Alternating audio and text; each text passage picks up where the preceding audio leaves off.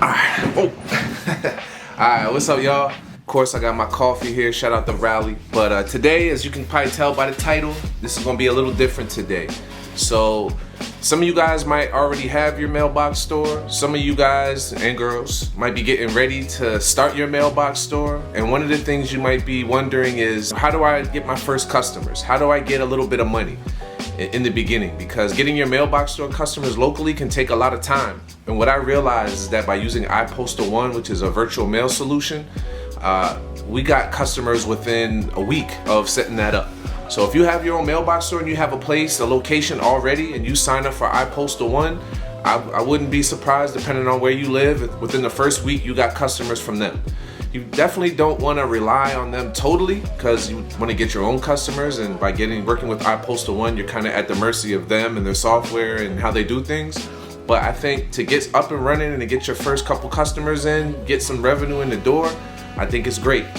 There's other ones out there. There's Anytime Mailbox, I think Post-Scan Mail as well. Of course, there's my boy PJ with Inbox, but I'm only gonna talk about iPostal1 right now because that's the one that I've been using. So I wanna talk about my experience today with that. I'm gonna kind of walk you through some of the things that I do. I also wanna talk about some revenue numbers, how much I'm making from iPostal1. So stick around for that content and let's jump right into it.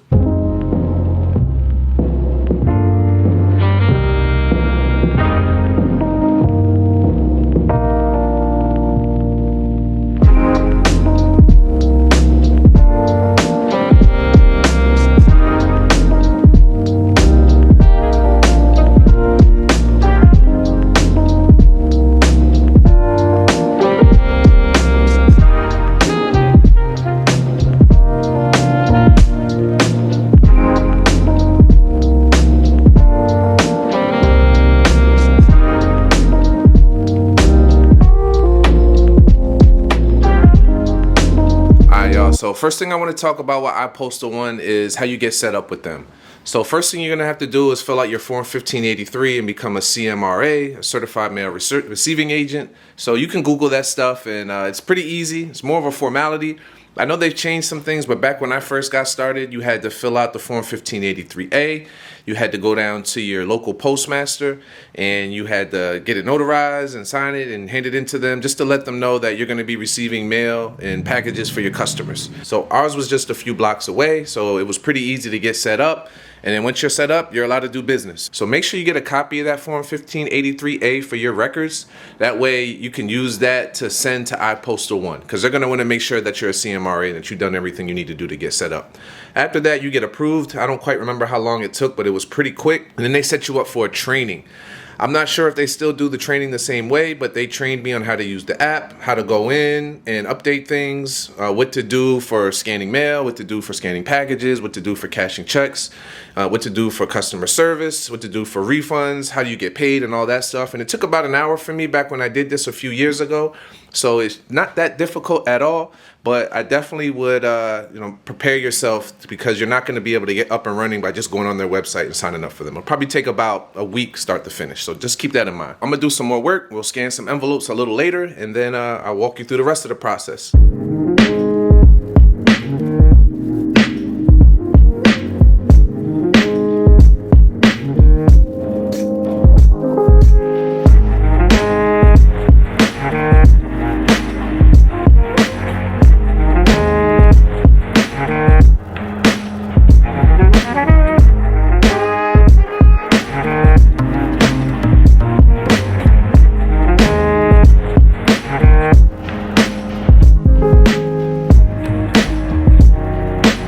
How can I help you today? Sorry I missed your call a little bit earlier.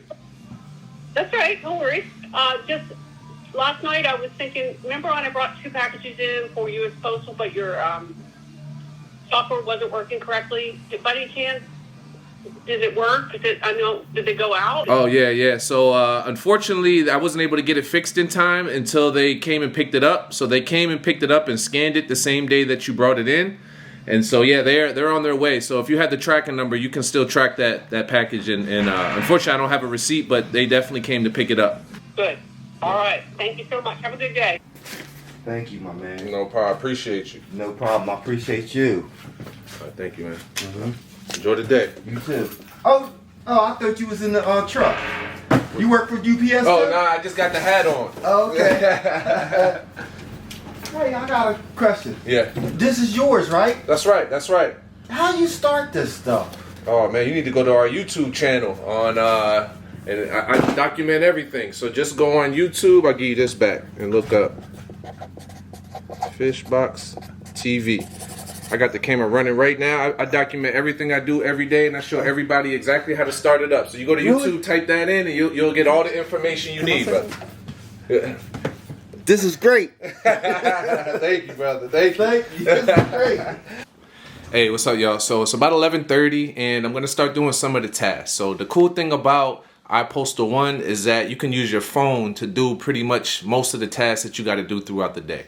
So first thing I'm gonna do is I'm gonna bring up the iPostal1 app. Of course, you can't see any of this right now, but it's pretty easy. It's pretty fast, and they have, I'm not sure if you can see that there, all the way at the bottom. There's a tab that has a bunch of stuff you can do, and the first thing I'm gonna touch is the one in the middle, which says tasks. The first one that we have on the list is for mailbox number, so it gives you the name and the mailbox number, and it says it's a discard request. So what that means is that this customer requested that we find some of the envelopes that they don't need and that we discard them. So the cool thing is I could handle the task right from the phone, so I'll open that task, I'll look for those 3 envelopes that need to be discarded.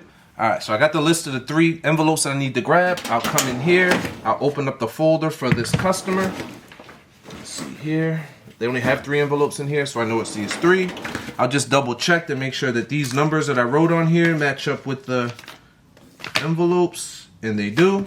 And it doesn't say shred, it just says discard request, but usually what I do is I'll just rip them in half, just in case, and then I'll just throw it away. I'll click discard on the app. It'll ask me if I'm sure if I want to discard the 3 items, and then it'll say discard task successfully processed. We'll hit OK, and we'll go to the next one. All right, so for this next task, they actually requested a scan of the envelope. So what that normally requires is that you got to open up the envelope. So I'll show you guys here how I do it. So you'll take the mail out, do your best, don't read it. It's none of your business really. So what I'll do is, I'm not sure if you guys can see, but there's this like brownish desk on here. I usually put the mail on top of like something that has high contrast. So if I have a light envelope, I'll put it on a dark surface. That way the camera will pick it up a little bit more.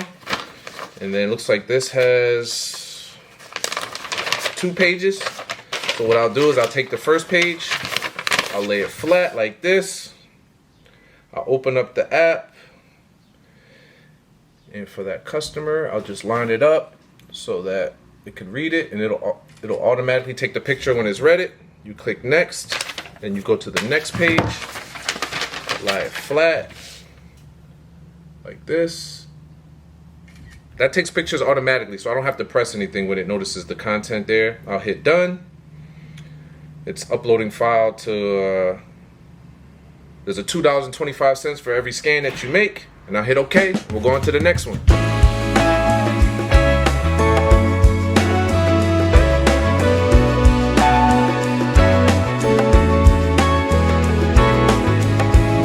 Alright, so for this last one, they requested a shred, and so a shred is different than a discard. You actually have to put it in the shredder. You can't just throw it in the trash or put it in the recycling. So what I'm going to do is I'm going to take this last envelope downstairs, I'm going to throw it in the shredder and do what I got to do.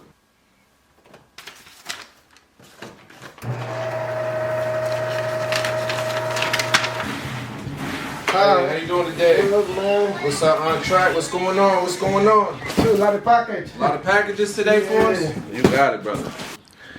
Alright, y'all, so I did 6 total scans and 2 discards, which you don't get paid for the discards, and a shred, which you do get paid for the shreds. So the total that I made today is $15.75 just for doing that. And sometimes I have more scans, sometimes I have fewer, but it probably averages out till around that per day. But I'll actually give you guys some official numbers at the end of the video as far as how much I made on average per month, and also how much I made in total from using the service. So stick around for that. Is the last one, Ray? Yeah.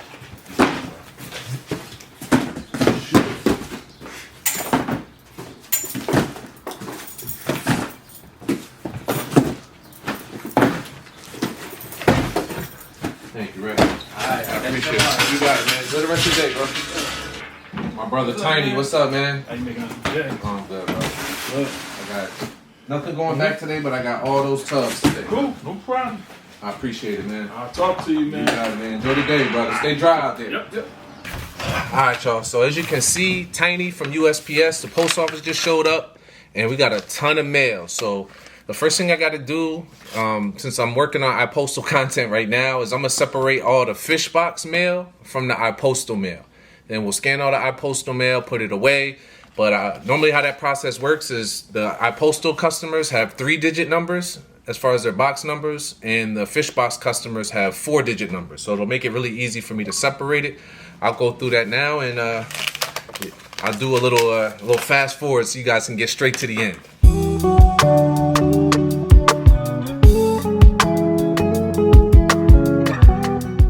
Hi, client just said they dropped off samples. That's right. Yeah, you should have gotten an email a few moments ago with a picture of the samples. Would be my email. Okay, I'll let her know. Sounds and good. I'll come by and pick them up.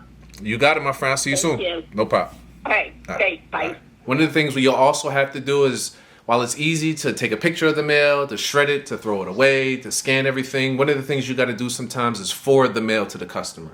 So let's say that same customer from San Diego uses your Philadelphia location, and they're still out in San Diego, but there's maybe, I don't know, a check, a birthday card, or even a package that they want to have sent to them. So iPostal has a dashboard you can log into, and then it'll have all the customers that you can't scan things for inside of the web app. So first thing I'll do is I'll go to one of the customers that just today requested a shipping request. So I'm going to process this for this customer. I'm going to bring up that order. I'm going to click next. I'm going to go get the mail. There we go. All right, so we have a piece of mail here that they wanted us to ship to them. So it is a letter. And then I will click save and continue. What's going to happen is that it's going to generate some type of shipping label. And normally what I do is, all right, so they want to send it USPS first class. So we'll send it, save and continue here. And so the cost is like $2.36, and of that, $1.66 goes to us. So this isn't something that you're going to make a ton of money off of course. But there are times when I ship things overnight, really heavy packages, that I did make $30, $40, $50 just for one shipment. But these things add up. You do, 4 or 5 of these a day with a few scans, a few shreds, and this thing can really add up. And so what I'm going to do is I'm going to put an envelope into my printer so I can print out the shipping label, and I'm going to ship this out, and I'll see y'all in a second. Alright, so we got it printed out. I don't want to show you the label that I printed on the other side, of course, for privacy. But what I'll do is I'll open up the mail that the customer asked us to forward. I'll take it out of this thing. I'll put it in this new envelope that has the printing postage on there, Rip these off. I bought a bunch of, you'll probably want to invest in some of these on Amazon. I think I bought like 100 of these. And you'll definitely want to get those. So I'll seal it back up like this, and then I'll throw it in the bin so Tiny will come and pick that up at a later date. But I'm going to go through the rest of these and finish this up so that I can get paid. And then I'll see y'all in a little bit when I do, I guess, the last step, or one of the last steps for iPostal. All right, so I think we're down to the last task of the day. And as you can see, we have one document to approve here. And what that is that a customer has signed up to use our location. iPostal sends us a message letting us know that, hey, they've uploaded their documents, their Form 1583, their photo verification, address verification, and it's on us as mailbox store owners to go in and approve that. So you can approve and deny anyone you want for any reason you want. I've only had to deny people because people have uploaded fake IDs or expired IDs, or they didn't upload the proper documentation. But I would say 99% of the time I just approve everybody after I've looked at all their information. So I'm going to go through, look at that now, make sure they uploaded the proper stuff, and if and when they do, then I'll approve them.